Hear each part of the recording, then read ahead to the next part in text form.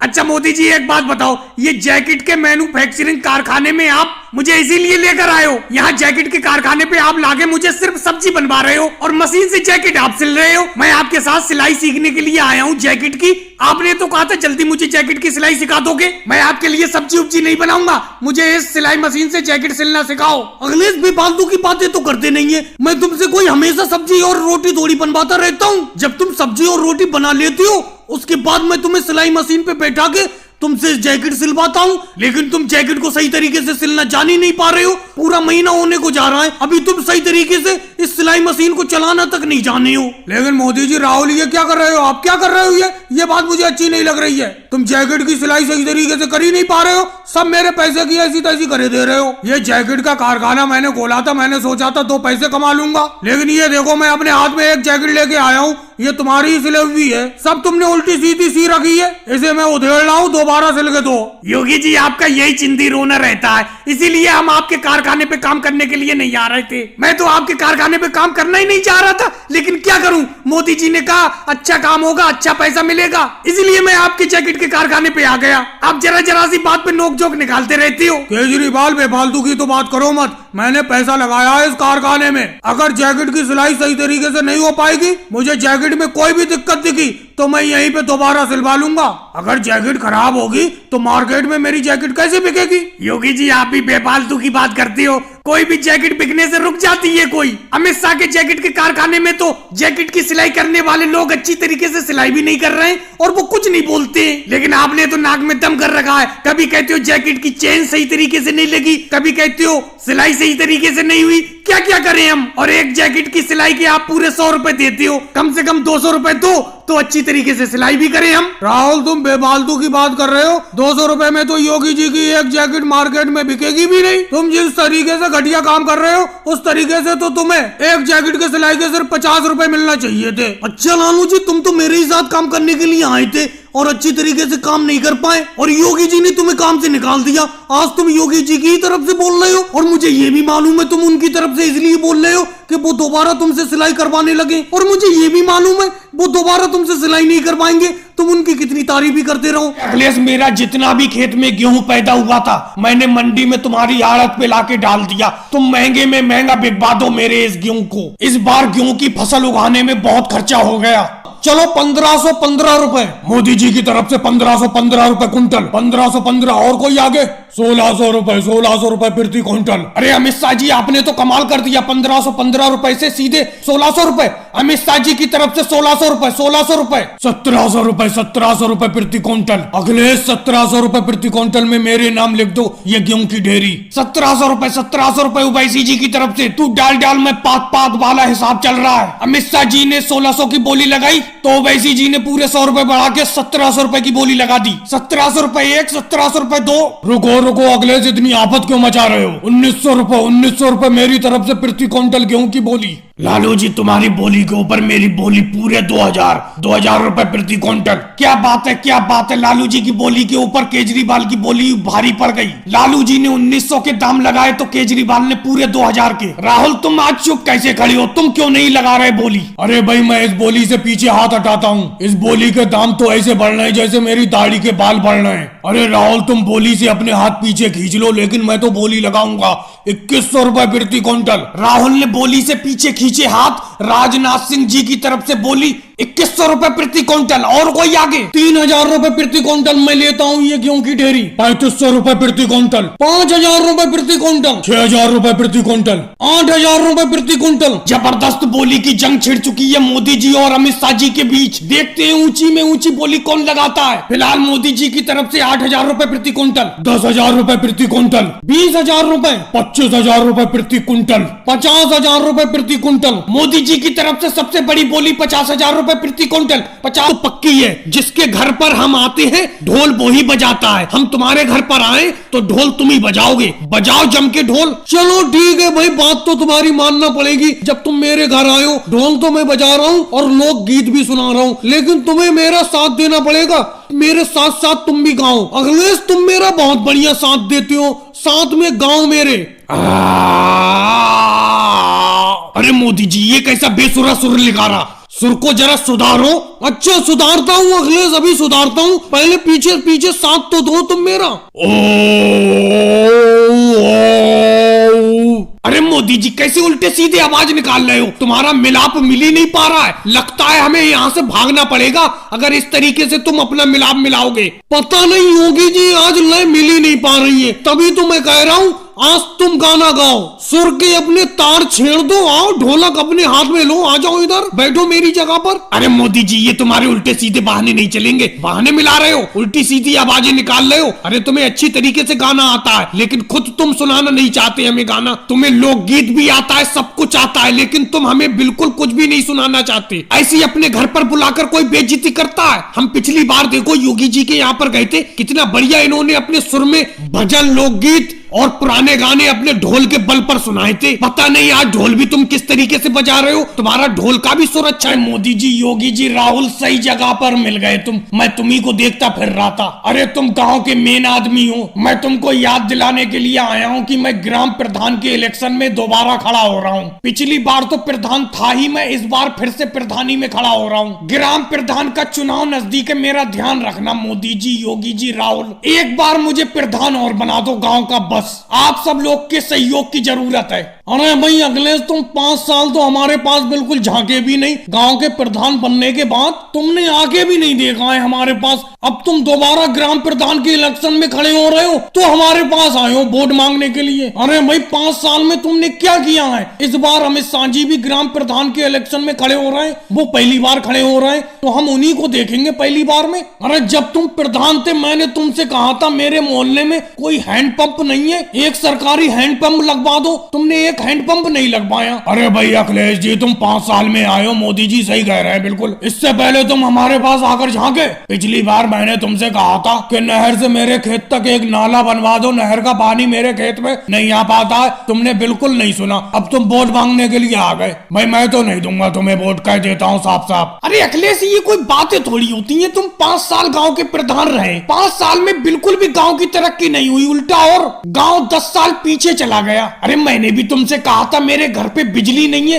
बिजली के पोल मेरे घर तक खड़े करवा दो जिससे कि मेरे घर में बिजली आ जाए, लेकिन तुमने इस कान सुना उस कान निकाल दिया, क्योंकि उस टाइम तो तुम प्रधान थे। अब दोबारा इलेक्शन का टाइम आया है, अब आए हो तुम यहाँ पर। अरे भाई 5 साल हमने अंधेरे में काटे हैं बिल्कुल, ऐसे कैसे तुम्हें वोट दे देंगे। अरे भाइयों मैं अब अपनी गलतियों का सुधार करूंगा, गाँव की तरक्की करूंगा, एक बार मुझे प्रधान और बना दो। मोदी जी तुम्हारे मोहल्ले में क्या तुम्हारे घर के बाहर ही हैंडपंप लगवा दूंगा, और राहुल मैं प्रधान बनने के बाद तुम्हारे खेत तक नाला खुदवा दूंगा, नहर का पानी तुम्हारे खेत तक पहुंचेगा, और योगी जी तुम्हारे घर तक बिजली पहुंचा दूंगा। बस एक बार और प्रधान मजदूरी मिलेगी, इससे ज्यादा काम तो मैं गांव में कर लेता था। अब यहाँ पर शहर में आए हुए अपने लोगों को 2 दिन हो गए, 1 रुपए की मजदूरी नहीं हुई है। योगी जी बिल्कुल सही कह रहे हैं, ऐसे टोकरी में हम कब तक बैठे रहेंगे और आप कब तक लेटे रहोगे बताओ तो। देखो अखिलेश मेरे ऊपर तो नाराज हो मत, जो कुछ कहना है इस राहुल से कहो, इसी ने बोला था कि शहर में बहुत ज्यादा काम मिलेगा, मजा आ जाएगा, इतना काम होगा दिन भर की दिहाड़ी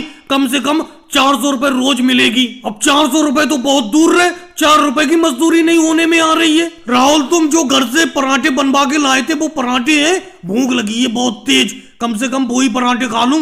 मोदी जी मैं घर से 10 पराठे बनवा के लाया था, मुश्किल से 1 पराठा मैंने खाया होगा, बाकी 9 के 9 पराठे आप ही खा गए, अब 1 भी पराठा नहीं है मेरे पास। अब राहुल एक बात बताओ, पराठा भी है नहीं तुम्हारे पास, चलो मान लेते हैं। अखिलेश योगी जी भी जो घर से खाना लाए थे वो भी खत्म हो चुका है, अब तो जब तक काम नहीं मिलेगा तब तक खाना भी नहीं मिलेगा। मोदी जी आप चिंता क्यों करते हो, जब मैं हूँ आपके पास तो आप चिंता क्यों करते हो। राहुल तुम हो तभी तो चिंता करता हूँ, तुमने हमें गाँव से शहर में लाके यहाँ पास दिया, अब घर जाने के लिए भाड़ा तक नहीं है पास में, कम से कम इतनी दिहाड़ी तो कर पाओ कि खाना खर्चा चल जाए और घर जाने के लिए भाड़ा हो जाए। मोदी जी अभी मैंने आपसे क्या कहा, आपने मेरी बात पे गौर नहीं दिया। चिंता मत करो, एक बहुत बड़े व्यापारी अमित शाह जी अभी मुझसे मिलके गए और उन्हें काम के लिए 4 लोगों की जरूरत है, अपना 4 लोग शाम को काम पर चलेंगे, उनकी फैक्ट्री है बहुत बड़ी। तो राहुल किस चीज की फैक्ट्री है बताओ तो, क्या काम करना पड़ेगा। योगी जी एक बात बताओ, आपको आम खाने से मतलब है या पेड़ गिनने से। अखिलेश मुझे पेड़ गिनने से मतलब है, बताओ पूरी बात। अरे योगी जी मेरा कहने का मतलब है आपको तो काम से मतलब है, काम पर ध्यान दो, काम कौन सा होगा ये क्यों सोच रहे हो। वैसे बता देता हूँ, उनकी गुड़ की फैक्ट्री है, गुड़ की फैक्ट्री में काम करेंगे। चलो ये भी अच्छा, तब बैठो जब मुझसे कोई सामान लो तो। अरे ये कोई बात नहीं हुई योगी जी, तुम इस तरीके की बेइज्जती कर रहे हो हमसे, समझे?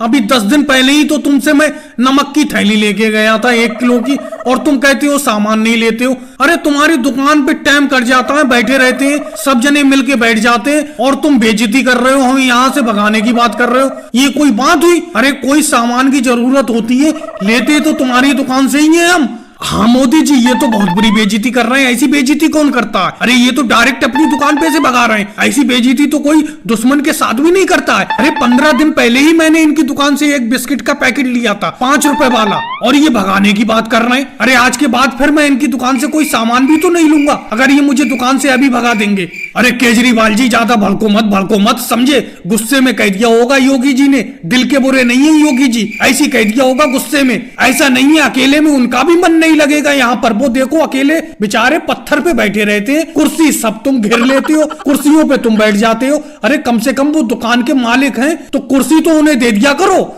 आज उनका गुस्सा निकल गया। हाँ अखिलेश बिल्कुल सही कह रहा है, मेरी बात को पकड़ गया अखिलेश, सही कह रहा है अखिलेश। अरे तुम सब लोग कुर्सी पे बैठे रहते हो और मैं दुकान का मालिक हूँ, मैं देखो नीचे पत्थर पे बैठा हूँ, उधर देखो अमित शाह जी 2 कुर्सी पे बैठे हैं। कम से कम ये भी नहीं कह रहे हैं कि एक कुर्सी उसमें से निकाल के मुझे दे दे, मैं कुर्सी पे बैठ जाऊं। अरे तुम सब लोग यहाँ पर चौपाल लगा के बैठे रहते हो, कम से कम मुझे कुर्सी तो दे दिया करो। अब अमित शाह जी 2 कुर्सी पे बैठे हैं, ये नहीं कह रहे हैं एक कुर्सी मुझे दे दो।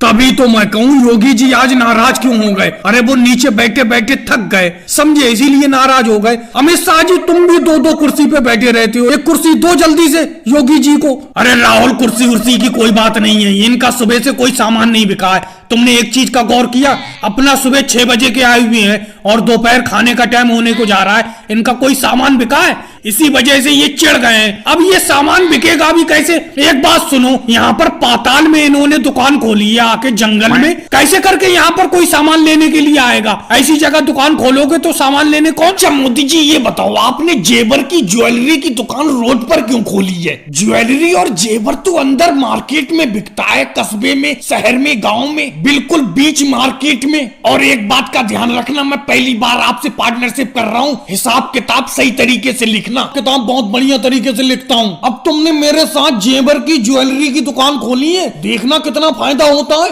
और मैं तुम्हें राज की बात बताऊं, किसी को बताना मत, रोड पर दुकान इसलिए खोली है, इस रोड पर बहुत से बड़े बड़े लोग अपनी कार से गुजरती हैं, वो अंदर शहर में, कस्बे में नहीं पहुंच पाते, भीड़ भाड़ में नहीं पहुंच पाती, वो यहीं पे अपनों से ज्वेलरी खरीद लेंगे रोड पर। अरे योगी जी आ गई, ये कुछ खरीदेंगे लगता है अब। अरे मोदी जी सोना है। अरे योगी जी अगर सोना है, मेरा ऑटो रिक्शा है जिसमें मैं ये ज्वेलरी भर के लाया था, उसमें जाके सो जाओ। अरे मोदी जी कैसी मजाक करते हो? मेरा कहने का ये मतलब है ये सोना है, पीतल तो नहीं है। ये तुम्हारे जेवर जो रखे हुए हैं सोने के हैं या पीतल के हैं, ये बताओ, ये पूछ रहा हूं मैं। योगी जी तुमने 24 कैरेट सोने का तो नाम सुना होगा, ये पूरे 48 कैरेट सोना है, 24 कैरेट से डबल। सोच रहा हूँ ये 50 तोला की चेन ले लूं गले में पहनने के लिए सोने की। कितने की पड़ जाएगी 50 तोले की चेन? अरे योगी जी आपसे सौदाबाजी थोड़ी करेंगे, जो पैसे हो दे देना। लो मेरी जेब में 10 का नोट पड़ा है, 50 तोले की चैन दे दो। अरे कैसी मजाक करते हो योगी जी, 50 तोले की चैन 10 रुपए में लोगे? अरे अभी राहुल ने ही तो बोला कि जो पैसे हो दे जाओ, मैं 10 का नोट दे रहा हूँ। अरे अखिलेश सर जी आ गए। अरे मोदी जी ये इतने महंगे महंगे जेवरों की दुकान रोड पे लगा रखी है, कोई लूट लाट के ले गया तो? अरे अखिलेश सर जी ऐसे कैसे लूट के ले जाएगा, ये मेरे हाथ में डंडा नहीं है, डंडा लेके बैठता हूँ। अरे तुमने रोड पर इतना जेवर रखा हुआ है, ऊपर से तुम्हारा ऑटो रिक्शा भी सोने से फुल है। वाह मोदी जी तुमने तो गजब कर दिया। अच्छा ये बताओ जो ऑटो रिक्शा पे हार रखा हुआ है वो कितने का पड़ेगा? सोच रहा हूँ घर के लिए। और मेरी एक बात की खासियत है, मैं पहले खुद खाता हूँ फिर मेहमानों को खिलाता हूँ। वो सरसों का साग इतना था कि मैं अकेले ही खा पाया, तुम लोगों के लिए बचा ही नहीं। लेकिन अब तुम टेंशन क्यों ले रहे हो? अब मैं तुम्हारे लिए मूंग की दाल की खिचड़ी बना रहा हूँ अपने हाथों से। अरे भाई सिद्धू जी हमारा कोई पेट ऊट खराब है जो तुम मूंग की दाल की खिचड़ी पका रहे हो? अरे कल रात से तुमने बुला के हमें भूखा सुला दिया यहाँ पर खेत पर, कोई अच्छी सी चीज पकाओ, नहीं तो हम जा रहे हैं वापस ऐसी भूखे पेट। अरे ओवैसी जी, तुम अपनी टांग मत अड़ाओ कि अच्छी चीज पका लो, अच्छी चीज पका लो। अरे ये जो भी पका के खिला दे वो खा लो। कल इन्होंने सरसों का साग जरा सा पकाया, अकेले ही खा गए, इसीलिए अपना रात के भूखे हैं। ये खिचड़ी पकाने दो, खिचड़ी खा लेंगे, बस पेट तो भरे कैसी करके।